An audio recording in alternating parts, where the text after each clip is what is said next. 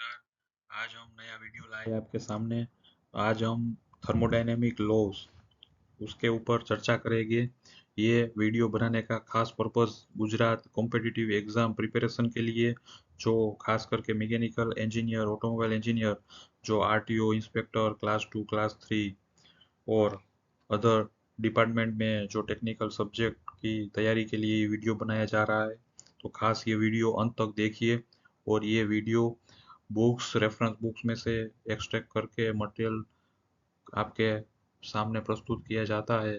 तो इसमें हम थोड़ा आपको इजी रहे और याद भी रहे और आप फंडामेंटली स्ट्रॉन्ग बन पाओ, इसलिए ये वीडियो बनाया जा रहा है।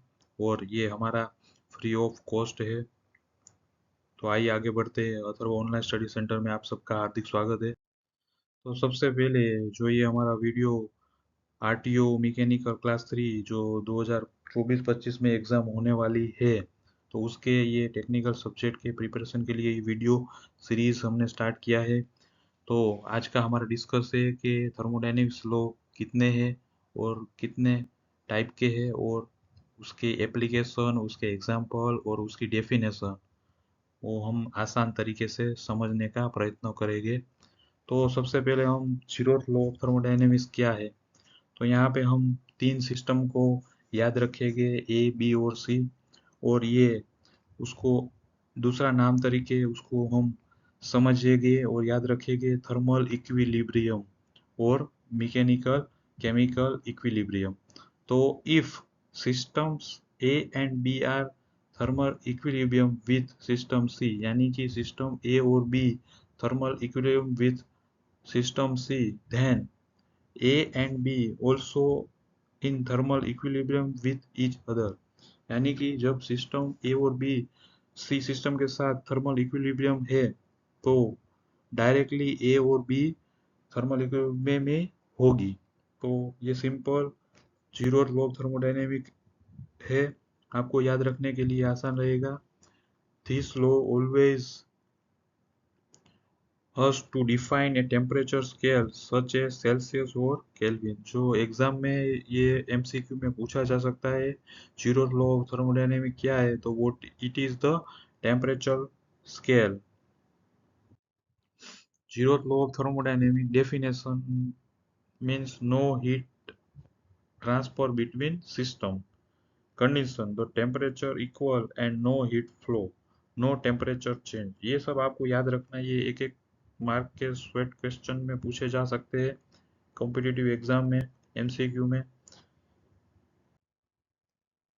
दूसरा जो थर्मोडायनेमिक्स लॉ है, फर्स्ट लॉ ऑफ थर्मोडायनेमिक, हमने आगे डिस्कस किया जीरो लॉ ऑफ थर्मोडायनेमिक, ये first law of thermodynamic. Simple याद रखने के लिए फर्स्ट लॉ ऑफ थर्मोडायनेमिक क्या है, तो आपके हाथ की फर्स्ट उंगली, उसमें energy can not be created not destroyed, only converted from one form to another. यानी कि फर्स्ट हाथ की उंगली से आप पावर ट्रांसफर कर दो सेकंड उंगली में, और फर्स्ट उंगली से आप थंब में ट्रांसफर कर सकते हो। यानी ये आसान याद रखने के लिए ये हमने बताया है। ठीक है, आपको हमेशा टेक्स्ट बुक की डेफिनेशन को ही फॉलो करना है एग्जाम में, डिस्क्रिप्टिव एग्जाम में।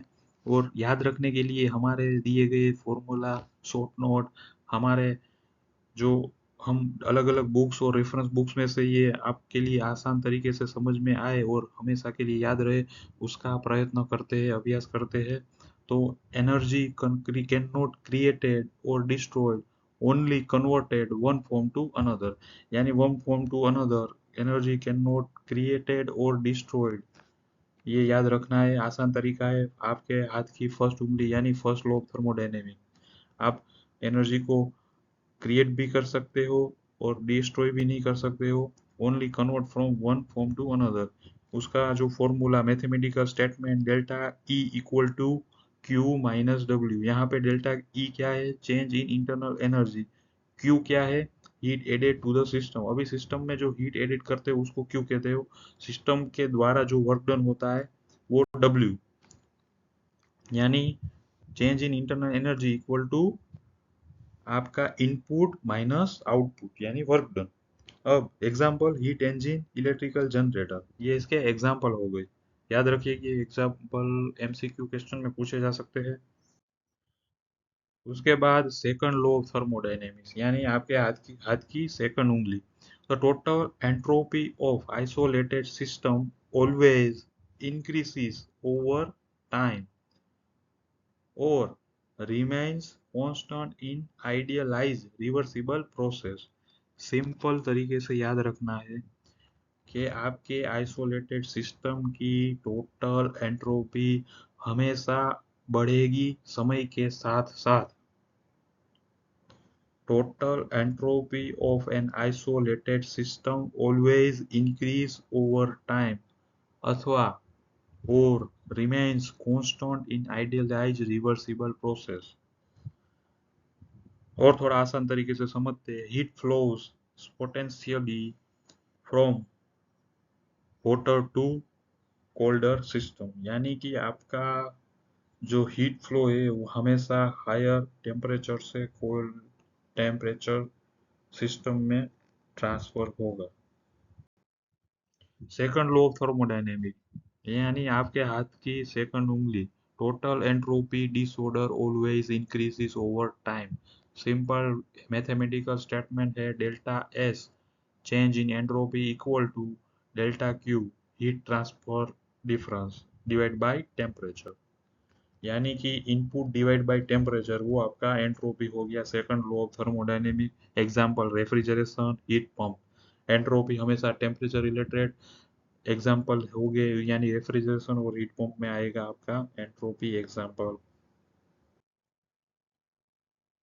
और आगे देखते हैं, एमसीक्यू में पूछे जा सकते हैं इरिवर्सिबल प्रोसेस, यानी कि जो रिवर्सिबल प्रोसेस नहीं है उसको इरिवर्सिबल प्रोसेस कहते हैं। उसमें एंट्रोपी ऑलवेज इंक्रीज होता है, यानी रिवर्सिबल प्रोसेस में entropy remains constant, irreversible process में एंट्रोपी ऑलवेज इंक्रीजेस। वो सेकंड लॉ ऑफ थर्मोडायनेमिक बताता है। अब दो वैज्ञानिक थे जो आप जानते होगे, आपने पढ़ाई किया होगा, Clausius statement of the second law of thermodynamic. क्या कहते हैं वो? No process is possible whose sole result is the transfer of heat from a colder to a hotter body, यानी कि ऐसी कोई प्रोसेस पॉसिबल नहीं है कि उसमें total transfer of heat from a colder to a hotter body। No process is possible whose sole result is the transfer of heat from a colder to a hotter body। ये याद रखिएगा आप, statement exam में पूछे जा सकते हैं MCQ. Second जो साइंटिस्ट थे, Kelvin Planck statement of second law. No cyclic process is possible whose sole result is the complete conversion of heat into work। ऐसी कोई साइक्लिक प्रोसेस पॉसिबल नहीं है कि जिसमें आपको रिजल्ट मिलेगा total conversion of heat into work, यानी कि टोटल हीट जो आप दे रहे हो साइकिल में और उसका जो रिजल्ट है वर्क आउटपुट 100% नहीं मिलेगा। No cyclic process is possible whose sole result is the complete conversion of heat into work। वो केल्विन प्लैंक स्टेटमेंट है। थर्ड लॉ ऑफ थर्मोडायनेमिक्स, हमने zeroth law, first law, second law, third law study करना है। वो absolute zero temperature के regarding है और उसमें एंट्रोपी को कंसीडर किया है। तो याद रखने के लिए थर्ड लॉ ऑफ थर्मोडायनेमिक्स क्या है? ऐसे system of the temperature approaches absolute zero, यानी 0 केल्विन और सेल्सियस में -273 degree Celsius, the entropy of system approaches A minimum value, यानी कि जब आपका सिस्टम का टेम्परेचर अप्रोचेस एब्सोल्यूट जीरो तो entropy of system approaches A minimum value. ठीक है ना?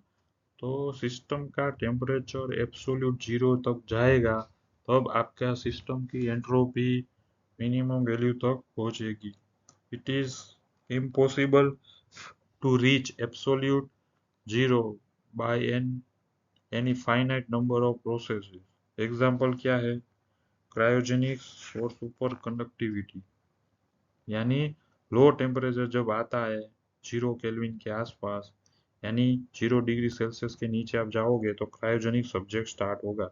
और सुपर कंडक्टिविटी एग्जाम्पल है इसके, याद रखिएगा, cryogenics and super conductivity type. और इसमें थोड़ा और आसान आपको समझ में आए और कुछ एग्जाम्पल ले लेते हैं। फर्स्ट जो जीरोथ लॉ है उसके एग्जाम्पल क्या है और एप्लीकेशन क्या है। थर्मोमीटर उसके एक एग्जाम्पल है। उसमें क्या होता है, measure temperature based on thermal equilibrium.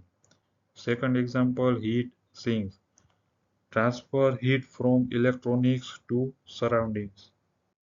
Next example, first law of thermodynamic, internal combustion engine convert chemical energy to mechanical energy. क्या करता है, जो केमिकल चलता है, फ्यूल चलता है, उसको मैकेनिकल एनर्जी, जो इंजन की स्पीड वो बढ़ती है और उससे आपका ट्रैवलिंग होता है।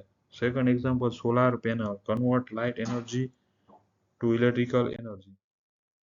सेकंड एग्जांपल है second law of thermodynamic, refrigerator transfer heat from cold to hot. Second example है second law of thermodynamic, air conditioner transfer heat from inside to outside. यानी कि आपके घरों में एयर कंडीशनर जो आपके रूम को टेम्परेचर ठंडा करता है। अब third law of thermodynamic example, cryogenic storage preserve biological samples at near absolute zero. Second example है सुपर कंडक्टर, जो जीरो इलेक्ट्रिकल रेजिस्टेंस होता है एट वेरी लो टेम्परेचर। ये सब एग्जांपल है, ये आपको याद रखना है, एमसीक्यू में पूछे जा सकते हैं आरटीओ गुजरात इंस्पेक्टर एग्जाम में।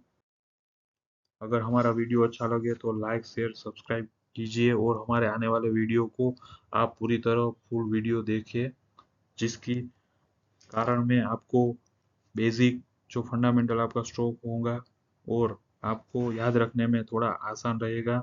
और जब भी आप वीडियो शॉर्ट टर्म में ज़्यादा टॉपिक्स और एमसीक्यू कवर कर पाओगे, और ये हमारे एग्जाम ओरिएंटेड वीडियोस रहते हैं, एक्स्ट्रा हम इसमें कवर नहीं करते हैं। जो भी आपको एग्जाम में शॉर्ट टर्म में आपको ज़्यादा नॉलेज डेप्थ में क्रिएट हो सके, वो हमारा प्रयास रहता है। Thank you for watching.